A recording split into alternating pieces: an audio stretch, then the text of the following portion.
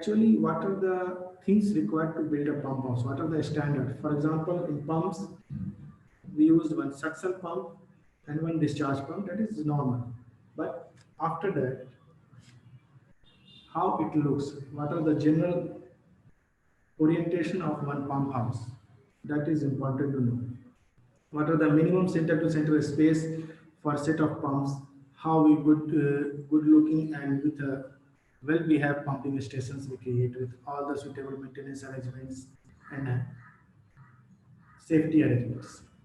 So these will come in a pump house. So if we're talking about pump houses, so in water business mainly two types of pump houses are coming. One is, for example, you can say the killer water pump house or raw water pump house where we transfer killer water from a killer water reservoir to the pumping stations to another reservoir or directly to the customers. So here we used the pump house adjacent to the reservoir. That can be a negative suction also, that can be a positive suction also, depending upon the reservoir. Another type of pump houses that is called intake pumping stations, where we use the vertical well and our pump will be vertical pumps. So these two types of broadly categories of pump houses where we used to transfer water from one location to another location. So actually what type of arrangement is required to build this type of pump house, that you need to know when you are going to prepare the general arrangement drawing of pump house. Standard pump house, what are the size of entry gate, rolling shutter, what are the spacing is required between one pump to another pump, what are the space required for maintenance, what type of material handling equipment is required for this pump house, what type of ventilation is required for this pump house. These things will come under the pump house details. When you are going to prepare mechanical GE, that time you need to take care of these things. Well, now I will come to the reservoirs. Reservoir basically is civil structures, but to civil we have to give our details because mechanical group fix the size and shape of the reservoir as per the requirement and capacity of the reservoirs. In broad category, there is two types of reservoir. One is underground reservoir, which is called UZR, and the another is OST, that is called overhead tank reservoir. So in underground reservoir, how it's the arrangement will be, what is the shape? That shape can be a rectangular also, circular also, and as per the available space also. So in reservoir, what are the important parameters like inlet arrangements, overflow arrangements, drain arrangements,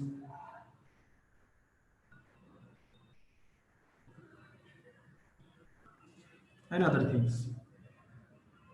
How the approach will come in a reservoir, what are the standard sizes of manhole, what are the standard size of vent. So these all criteria is required to know when you are going to prepare the mechanical GA or piping GA of reservoir. Underground reservoir as well as overhead reservoir. Overhead is OST. In OST, how the water will come at the top and how the it will fixing arrangement of pipes, then inlet arrangements, overflow arrangements, then approach also. So these details you need to know when you are going to draw the general arrangement drawing of reservoirs. So overall, these things are required when you are going to draw the engineering drawing.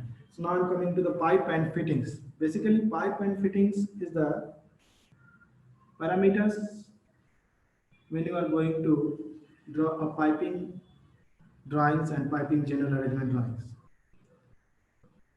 In water, how many types of pipe we are using? HDP pipes, DI pipes, CI pipes, MS pipes. What are the Indian standards and British standards for these pipes? What are the types of joints is required? How many types of joint is coming? Every pipe has a different type of joints. MS pipe has a different joints, DI and CI has a different joint, HDP has a different joints, RCC pipe has a different type of joints. So these joints we need to know as per the standards. Same for fittings. Fittings relate to the comes to the piping because for pipe when you are going to join one pipe to another pipe, then fittings is not required. When you are fixing any valves, any equipment in between pipe, then for that fittings are required. So what are those fittings and how many types of fittings is available in market? And what are the standard fittings? For example, in DI pipes, we use the fittings called flange. Flange we use to joint one pipe to the another pipe. That is called flange joint. So in flange also, how many types of flange are coming and what are the standards of flange? Valves, if we are fixing any valves in pipe, then how it will fix? What are the fittings are required? So these things will come in fitting categories. Bends, how many types of standard bends we are using in pipe? We cannot give all the bends in all the type of pipe. In DI, we use the standard bends like 90 degree, 45 degree, 22 and a half, 11 quarters. So that is also set of range. For example, 22 and a half is not available in flange joint. It is available in socket and spigot joint only. So like that, we have many types of fitting with the standards and with the materials. So those details will come in fitting details. So for that, we have a separate column pipe and fitting category where we will give all the details of pipe standards and fitting standards. Now we come to the next point, that is WTP general mechanical equipments. Yeah. Now till now what I am telling you structure that are the civil structure like erector, flash mixture, partial foot, these are the civil structure. But in civil these structure we use some mechanical equipment to work with that come in a mechanical equipment. For example, in flash mixture we are using agitator. Agitator is a mechanical equipment that we fix in a flash mixture to agitate the water to mixing the water. So what type of agitator is available and what type of agitator is requirement? What are the standards of this agitator? That will come in a mechanical equipment.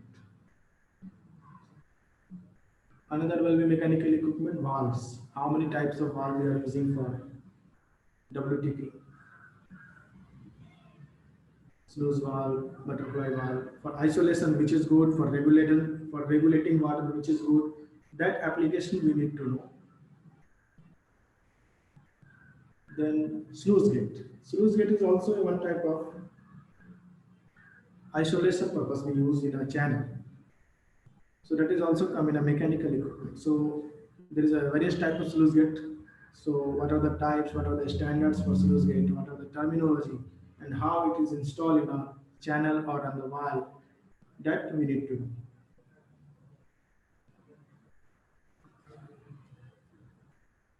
So like that we have a many set of mechanical equipment that we use in a WTP. So these all mechanical equipments come in next point column also where it written bought out items or vendor product. Basically these mechanical equipments all are the vendor product. So it is important to know how we need to validate the vendor equipment. Suppose we have a WTP projects and we calculated and we listed out that these types of mechanical equipment we need, and for that we raise the query. So after that the vendor quotation will come. So those quotations we need to validate and we need to check the complete details. They will give you the price wise also and design wise also. So that validation is important. So that validation you will do once you will know the exact detail of the product. For example, you order the one pumps. So whatever is your requirement, they will not give you 100%. They will give you as per their market availability. So like that, you need to check that if you know the pump parameters, pump material specifications, then you will be easily validate the vendor items. So those details will also we can cover in this model. So well, these are the details, technical details for water projects. So same like we can check for other also. For wastewater also, starting will be for sewage treatment plant. In water, we have a water treatment plant. Here it is a sewage treatment plant. Basically, wastewater we use to treat the sewage, and for that we use the sewage treatment plant. In sewage treatment plant, also one set of equipment structures, orientation wise. But here we don't produce the potable water, drinking water. Here we produce the clear water or recycled water, which we use for irrigation purpose and other purpose. So in sewage treatment plant, some structure and equipment will be like a water treatment, but some special structure also here introduced that used for treating sewage. For example, here we used sludge pond. That is one type of civil structures where you store all the sludge and give time to sedimentation. And from here we transfer sewage to the another structure that is called thickener. Thickener is similar to clariflocculator shape wise, but functionally it is different. In thickener we treat sewage. Here also one bridge, flocculated bridge will be that revolving around and it gives the time for sedimentation. Then after we transfer overflow clear water to the other structures. So like that we have a set of structure in sewage also. Sorry, in sewage treatment plant also, where sewage will go from one structure to another structure, and finally we transfer to the main purpose of this project where it wants to go. So in sewage treatment plant, the additional structure is coming like a thickener. Another structure is called MBBR, where you use some resins, media to treat the sewers differently. Then here we use one centrifuge also. Centrifuge is we use to produce as far as possible the water from the sewage and produce the last sewage dry cake for the fertilizer. So when you are going to produce the drawing for STP layout, then it is important to know the structure of STP equipment. Means how thickener will be, what are the parameters for thickener, where is the inlet, and how is the working principle to know the thickener, as well as all the equipment. Here we same typical details of STP layout, process flow, piping, instrumentation diagram is all concepts are same, types of drawings are same, but the details will be different.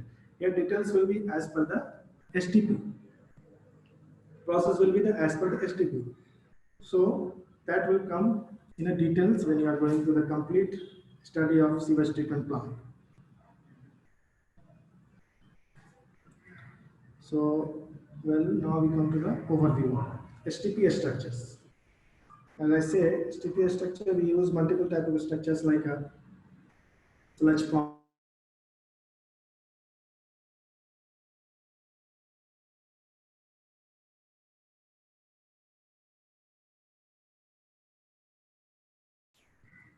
treat the sewage from one end to another end. There are also type of pump house. Mostly pipe, what type of pump house we are using in pump house.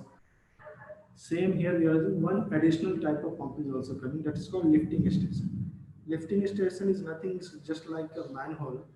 That will be a big manhole. In that manhole we are collecting all sewage from other manholes, and from there we are transferring to the STP. So what will be the arrangement of lifting sewage from this manhole to the STP? For that, what type of pumps we are using? Here we use submersible pump. How will be the arrangement of submersible pump to installation and for maintenance? What are the standard space? So these things will come in a lifting.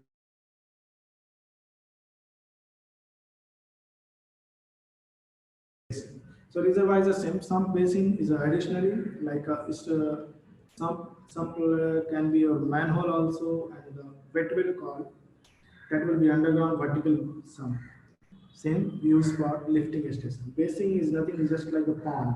So these are Basin also we have to know the inlet arrangements and what are the slope we are using to transfer from one end to another end, general parameters. So suppose you are going to draw the general arrangement drawing of basin. So from where you will start and what are the inputs you have, is it sufficient or not? That you will check when you know the what is basin. So these things will come in the basin details. Same pipe. Mostly we go through the RCC pipe where we are using manhole to manhole. So what are the types of RCC pipes? What are the Indian standards? What type of joint we used for RCC pipes? That is important. Then for pumping station,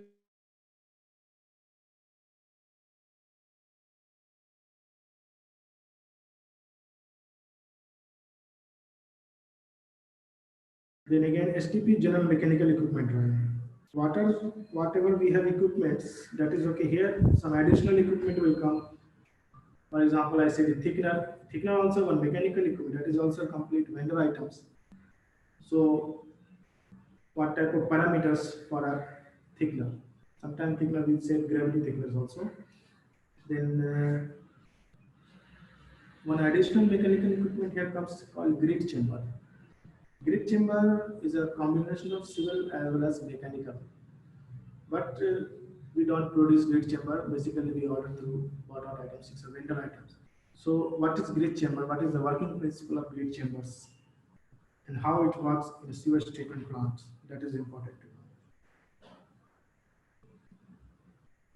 Except that other items are like vendor products, pumps, sluice gates, valves, all will be like the same water.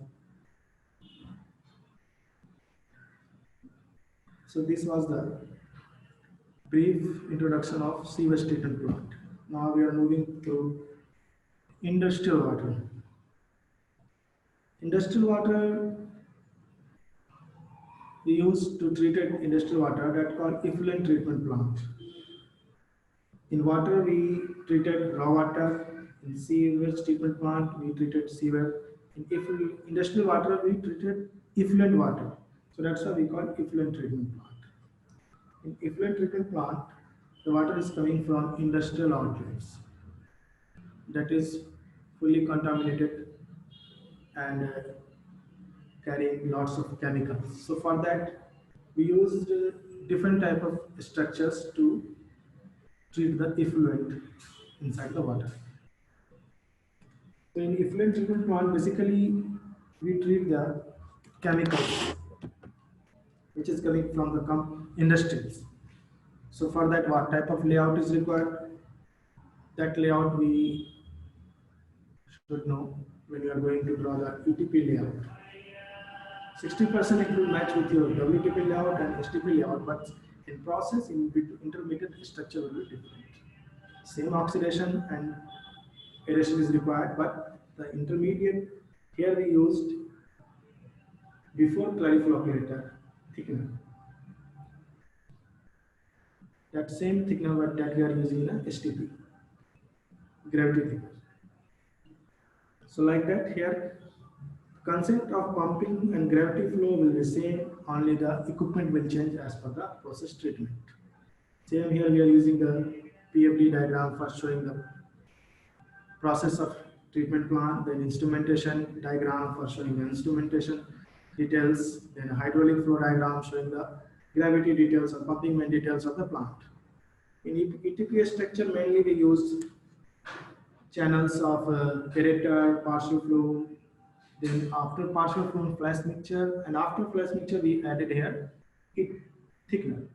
Then after thickener it goes to the flocculator or clariflocculator or tube settler. Then from there it goes to the filter gate and so on. Pump house also it was same type of pump house, reservoir pump house. Here we don't have an intake pumping station because it is for ETP, our inlet is effluent water that is not coming from any river, that is coming from industrial. So for that we create one inlet chamber separately. That is sometimes called stilling well also. There we collect all the industrial output. Then from there it is going to the inlet. So that's why here intake is not available. So pump house, we are using horizontal pumps, vertical pumps. So like same type of pump house, what are the arrangements will be. Reservoir also same reservoir, underground reservoirs, vertical overhead reservoirs. Pipe and fitting also it will be same, whatever we are using in a water and wastewater. Only the standards will change as per the industrial standards. Equipment also, here we will go for additional equipment for which we are using for ETP and the other vendor details. So concept of this model to give you the overview details of water treatment plant, sewage treatment plant and effluent treatment plant. So that if you are going to tomorrow to produce any engineering drawing of this field, so you must know what is the layout, what type of layout it is, and if you are going to draw the PFD, then how to process flow diagram, and in process flow diagram, what structure will come first and what structure will come last, that is important to know. Then instrumentation diagram, the symbols and details, the legends, that is important to know. That suppose if you are flow you are showing valve, so that sluice valve how it looks, and butterfly valve, what are the symbols of butterfly valve and how it is fixed with pipes. So that symbols is important to know. So these are the technical details. So now this is typical job roles in entry level. Well, if we are going to for this role, so that will be called a draftman. Draftman is the one who produce engineering drawing with the help of software. Nowadays it is software. Previously it was manual, but nowadays we are fully on software. So suppose if you are going for mechanical and piping, then you will call a mechanical piping draftman. After that, there is called design engineering mechanical pipings. Both are same category as a experience wise. After entry level, you will get the simply draftman. After that, 2 or 3 years, if you are getting experience, then you will call the design engineer. And this designation will different as per the companies. Mostly they have given draftman, and in some places they are called AutoCAD operators also. So that is depending upon the companies. Senior level, if you are going, so after 5 or 6 or 7 year experience, you will be a senior design engineer mechanical piping, which go for other than also except drafting. You can go for interdisciplinary checking also. You can go for discussion of client consultant approval also. When they are going to check the drawings for approval, that time for coordination purpose you can also use. Then drafting coordinator, you can coordinate a one group of drafting also draft persons per set of 5 or 6 people. So you have that coordinator purpose of the drawing reviewer and mechanical pipings. For example, you have a 10 years of experience, then you have a set of draftmen in your group.